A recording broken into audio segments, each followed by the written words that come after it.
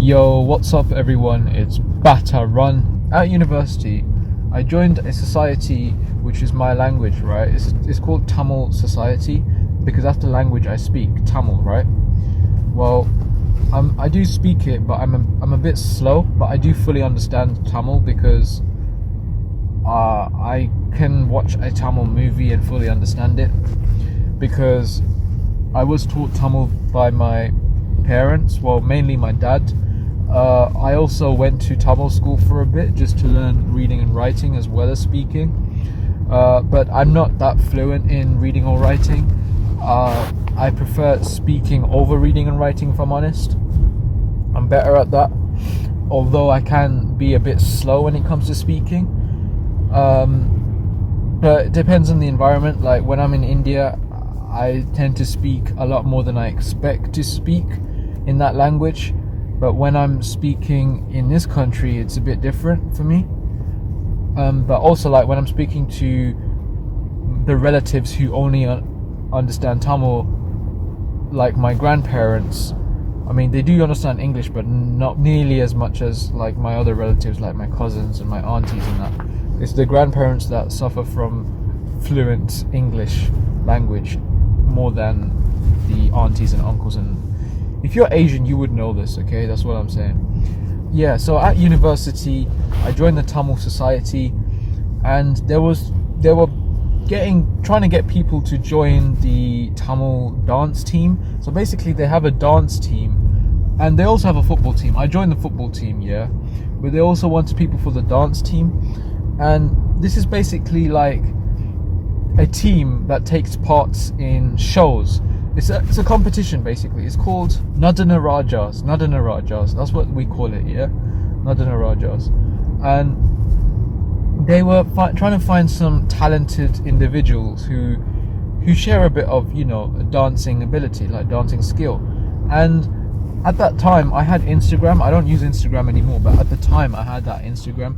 And I shared a dance video of me shuffling, and I told them about that, and then they wanted to see it, and I showed them. I did a bit of a shuffle, and then they said, why don't you join our dance team? So I thought, you know what, why the hell not?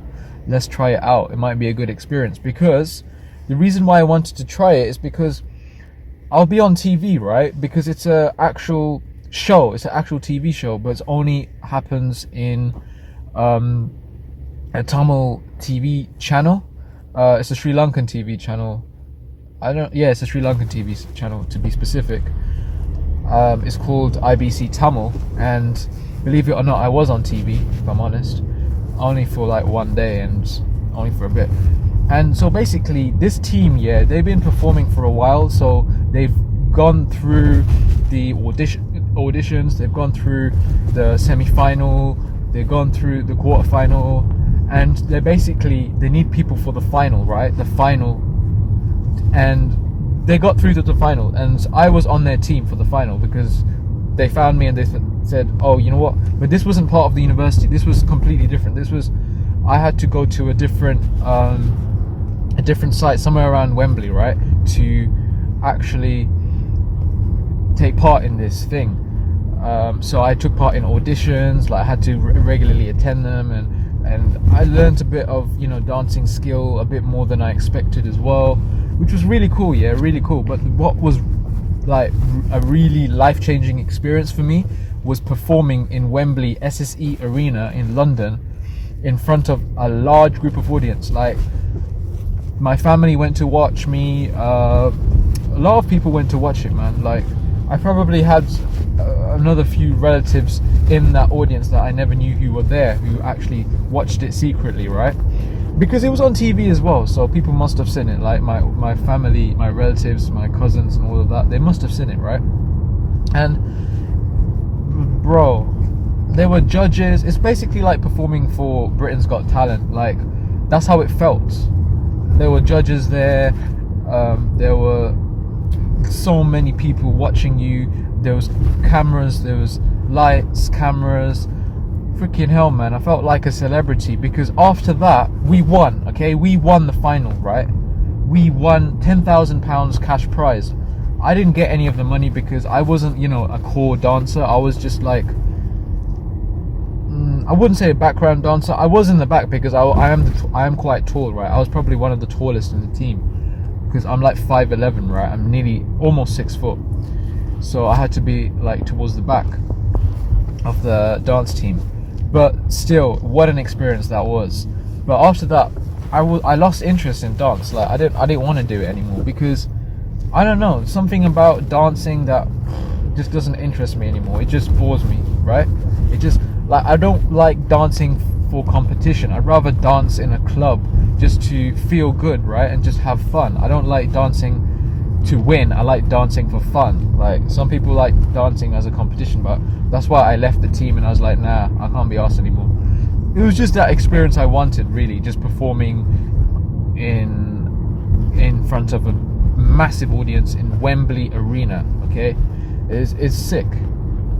Like, we were part of an advertisement as well on TV, and then we were performing a live show and we ended up winning. Jesus, man, Jesus. But when they announced us as the winners, our team was called I Dance Studio, by the way, and we won, yeah. When they announced us as the winners, it was crazy because the guys who were dancing there for a while, like, they started crying, and it was very emotional, like crying in joy, of course, like very emotional. But I couldn't get the tears out of me because I haven't been performing as much as they have, so I don't know how much struggle they've been through to get this far and get that recognition. Like, they got recognition to be performing with actors, Tamil actors now. Like, they have performed with Tamil actors in Wembley Arena. I don't know if they're going to go to India and perform there as well, or end up performing in movies as well. They could even perform in movies, man, now that they've got that recognition, right? Because that's a very big competition. It's called Nadana Rajas, right, in IBC Tamil. That's the TV show.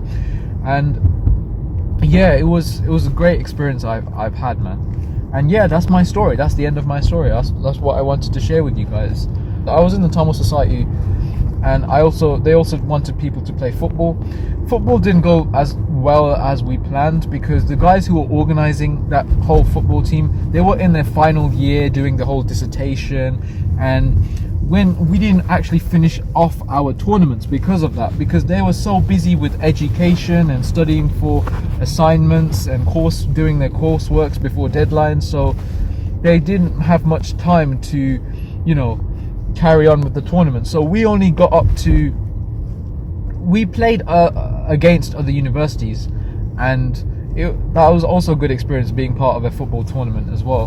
That was a great experience, connecting with other Tamil people from other universities as well, which is great, absolutely great. But the only problem is we didn't get a chance to, you know, actually finish off that tournament, and we didn't know what the final result was either. Like, but it was all a good experience. Like, that's the thing I like about university. You have things to do when you join societies and that. Because the thing with me is, I didn't actually live out, right? So I didn't live out for any of the years of university. I didn't live out, and I don't want to say I regret that, because I don't have any regrets in life. Every choice I make is for a reason. That's what I believe in. Yeah, I believe that whatever happens for a reason. So I don't really have regrets in life. But there's only this one thing that's bugging me. Like, I could have lived out for at least 1 year for university, just to get that independent experience.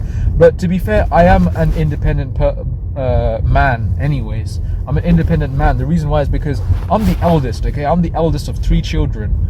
I have a younger brother, a younger sister, and I have the most responsibilities compared to all of them. So I had to look after them. Now, obviously, I don't need to because they're old enough to look after themselves, but I had to look after them when I was younger.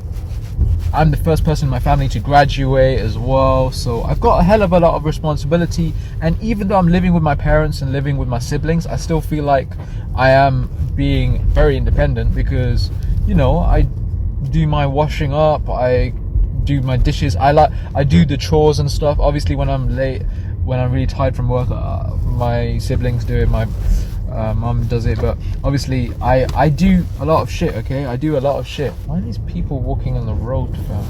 I don't understand why these people are walking on the fucking road and they expect me to go past them without running over them. Seriously. Dickheads. Anyways, you know when I get angry, I lose my train of thought and I can't concentrate now. People make me angry, man. When I'm driving, people always make me fucking angry. It pisses me off. Okay, what was I saying?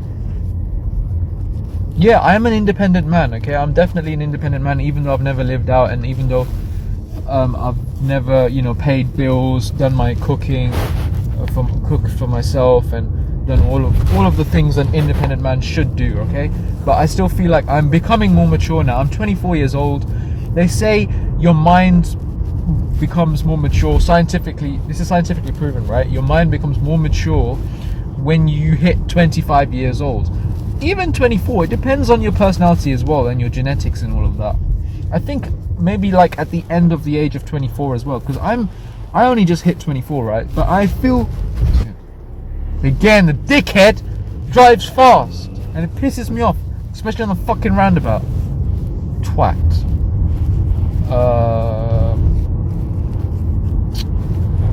Jesus Christ. Okay, so what was I saying? Yeah, I'm an independent man and I'm a mature guy, okay? I feel like I'm mature. I can be very goofy, okay? That's the thing, I can be goofy. But you know what, guys? I need to share this with you, okay? I need to share this with you as well. One day, I had a dream. I had a dream that I had a brother, right? A younger brother, but he looks like the future me. He looks like a future me, right? Because my mum, she had 2 abortions, so she killed 2 children. Like, we could have had a bigger family. There could have been 5 of us, but there's actually 3 of us. Me, my younger brother, my younger sister, but there could have been another boy or another girl, right? There could have been 5 of us all together, right? But my mum had 2 abortions without even telling my dad, so that's a bit peak, right? It's a bit deep. But I don't want to talk about that. But anyways, if I had another brother, he would have looked like me. I have a feeling, right? You know why? Because I had a dream that I saw my brother and he looked like a twin, right? He looked just like me, except he looked more muscular and he looked basically more focused in life. Like there was something about him. I could feel this energy about him that seemed like he was almost perfect, right? Like someone I will be in the future. Like it looked like looking at my future self. Although he didn't look exactly like me, he looked a bit different. And when I stared at that guy's face, bro, in my dream, right? Bear in mind, this is all a dream. It's not the truth. It's just my dream. I thought that could be my future self, or it could be someone. And basically, it could be me. It could actually be me, but in another reality. What do you call it? A parallel universe, right? Where you can see another version of yourself, right?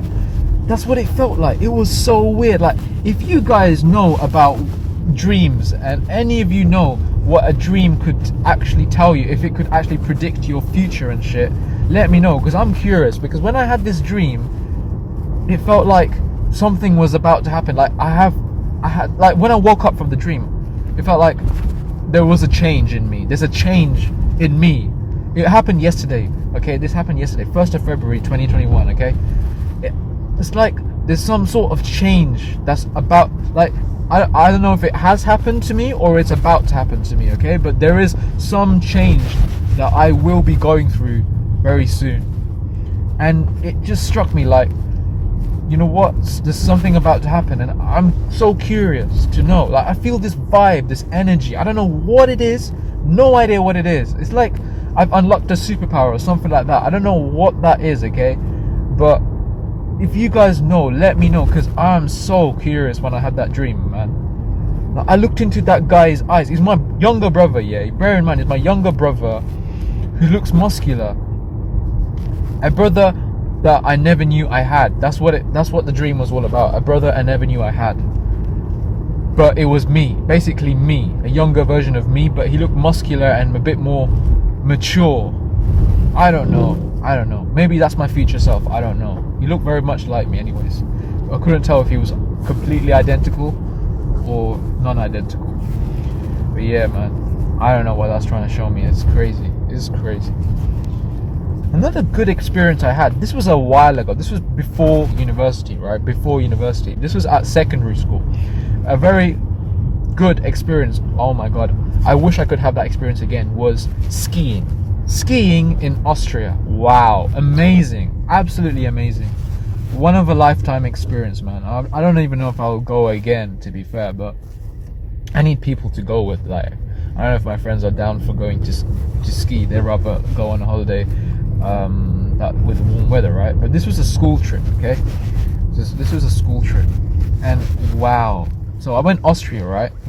We went up a very, very high mountain, like super high. I don't know what they call that mountain or whatnot, but we had to take, not only we had to take gondolas to get up there, but we also had to take ski lifts, right? Ski lifts, like maybe 2 gondolas and 1 ski lift, like something like that. Man, when you get to the top, it was surprisingly warm. You know what I'm saying? Like, you would expect it to be cold, right? Because of the snow and the whole temperature of the country, the average temperature of the country, and like the snow and the ice and all. It's not even icy. It was more snow than ice, really.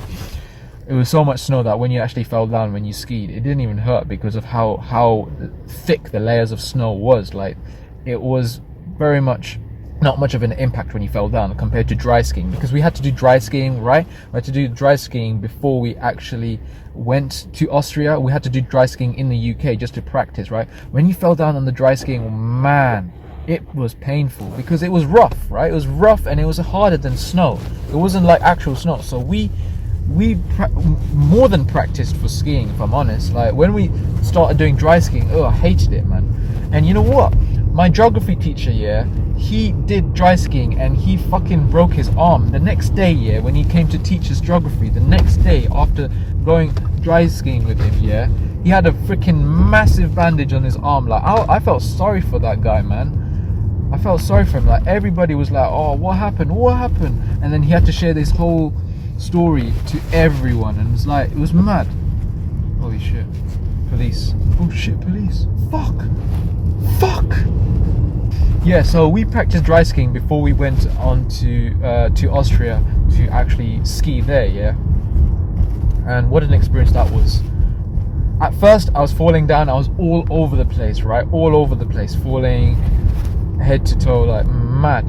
Then when I got the hang of it, when I actually became a pro at skiing. Well, I wasn't a pro at skiing, but I was confident enough to ski down a massive slope without falling over once. Massive mountain, went all the way from top to bottom, start to finish, without falling over once. That's when I knew I was a professional skiing. No matter what anyone said, I wasn't really an actual pro. I didn't know how to do tricks and stuff, but what I'm saying was I was super confident, and what an experience that was. That was the point where I was like, skiing is one hell of an experience that I've had in my life. Man, I would like I really hope I can do that again before I die. Like, seriously, it was crazy. It was mad. I loved it. I loved every minute of it.